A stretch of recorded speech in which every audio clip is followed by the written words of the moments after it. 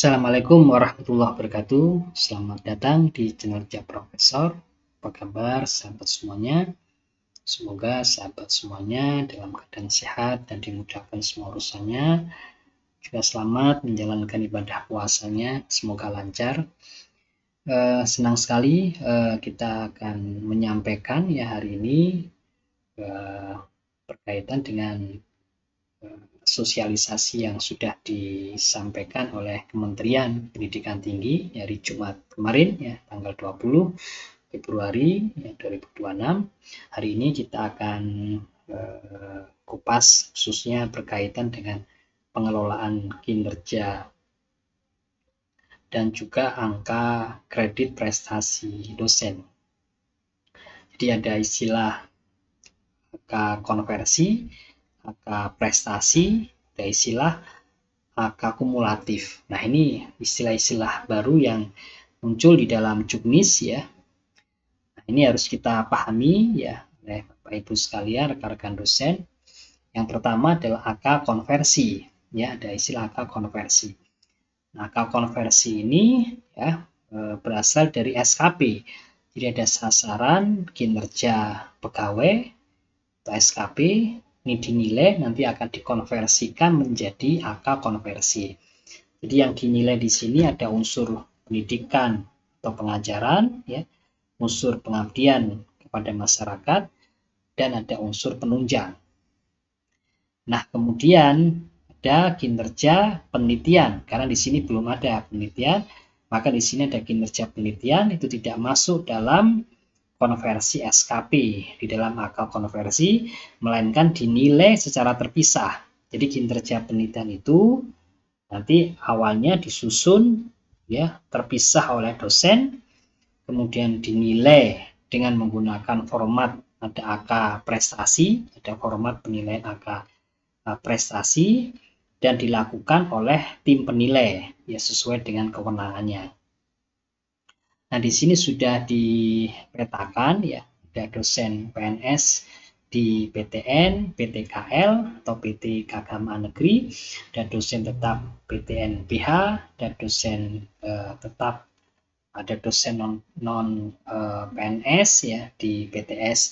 Nah, sekarang untuk dosen PNS ya di PTN, PTKL atau PT Keagamaan Negeri, di sini penilaian ya penelitian itu dilakukan oleh PTN, PTKL atau PT Keagamaan Negeri sesuai dengan format angka prestasi. Nah, kemudian dokumen angka kumulatif ini dibuat oleh PTN, PTKL atau PT Keagamaan Negeri sehingga nanti dihasilkan angka kumulatif yang komponennya meliputi ya angka integrasi ya sampai dengan 31 Desember 2022, dan ada angka konversi ditambah dengan angka konversi, dan ada angka pendidikan formal ya ditambah dengan angka prestasi. Nah, kemudian untuk dosen tetap PTNPH ya penelitian dilakukan oleh PTNPH sesuai dengan format angka prestasi.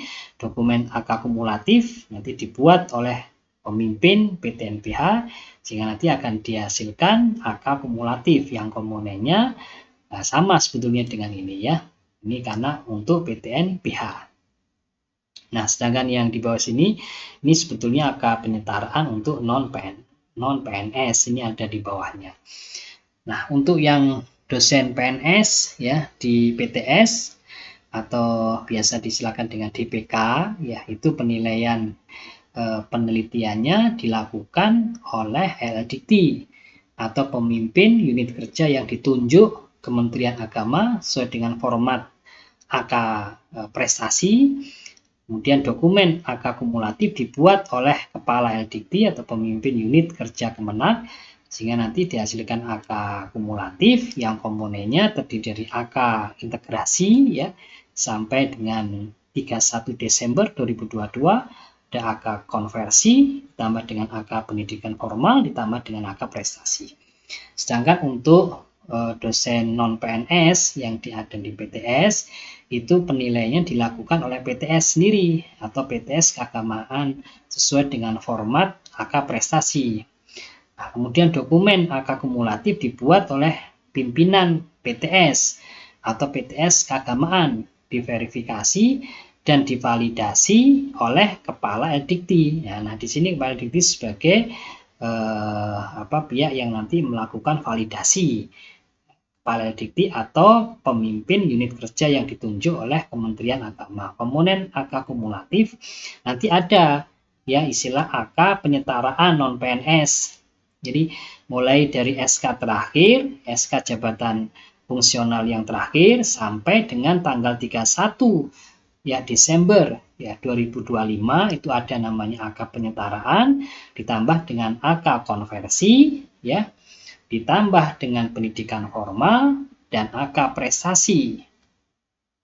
Nah, sehingga kalau kita lihat ya di sini penetapan AK kumulatif, jadi ada istilah AK kumulatif, ini adalah AK integrasi atau AK penyetaraan. Kalau AK integrasi untuk PNS di sini sampai dengan 31 Desember 2022. Ya, sedangkan AK penyetaraan untuk dosen non PNS ini sampai dengan 31 Desember 2025. Ya, kemudian juga ada AK konversi dari SKP yang tadi ya, ada kinerja pendidikan, pengajaran, kinerja pengabdian dan juga kinerja penelitian. Nah, kemudian juga ada pendidikan formal ya, peningkatan kualifikasi yang besarannya mengikuti ketentuan perundangan. Dan kemudian ada AK prestasi, itu kinerja pelaksanaan penelitian. Nanti akan ada penjelasan lagi lah mengenai AK prestasi. Nah, kemudian kita akan coba lihat ya bagaimana perhitungan angka kredit maksimum per tahun ya. Kalau di sini ya kita lihat misalnya untuk jabatan fungsional asisten ahli ya, kalau AK konversi ya misalnya AK konversinya 100% ya, berarti di sini misalnya kalau kategorinya baik ya, maka di sini 12,5 AK. Kalau AK kreditnya 150%, berarti di sini sangat baik ya. AK-nya 18,75. Maka kalau ini ditambahkan dengan AK prestasi yang berasal dari penelitian, maka di sini ya jika AK konversinya 100%, berarti kalau ingin mencapai angka kredit maksimum 40, berarti harus mencapai 27,5 angka kredit. Ya, sedangkan untuk yang angka kredit konversinya 150% ini sudah sangat bagus ya, maka angka konversinya yang 150% ini, maka maksimum angka prestasinya hanya cukup 21,25. Ya, yang penting di sini harus dipahami adalah angka kredit maksimum per tahun kalau asisten ahli itu 40. Ya, sedangkan untuk lektor itu minimal 80 per tahun. Untuk lektor kepala minimal per tahunnya 120. Ya, sedangkan untuk profesor ya maksimum per tahunnya adalah 160. Ya, ini harus dipahami ya angka kredit maksimum per tahun untuk setiap jabatan fungsional. Jadi misalnya untuk lektor kepala ya angka kredit konversinya misalnya 100% dengan SKP baik di 37,5, dan jika ingin mendapatkan angka kredit maksimum maka angka kredit prestasinya harus 82,5. Ini maksimalnya 82,5 sehingga nanti diperoleh hasil maksimum 120. Ya, sedangkan profesor ya jika angka kreditnya 100%, maka di sini angka konversinya 50. Ya, sehingga nanti harus menambah angka kredit prestasinya maksimumnya 110 ya, sehingga nanti bisa mencapai angka kredit maksimum per tahunnya 160. Ya, sedangkan apabila angka kredit konversinya di sini angka 150%, di sini 75, sehingga hanya membutuhkan 85 untuk penelitian. Nah, di sini yang penting ini harus dipahami ya angka kredit maksimum per tahun dari setiap jabatan fungsional.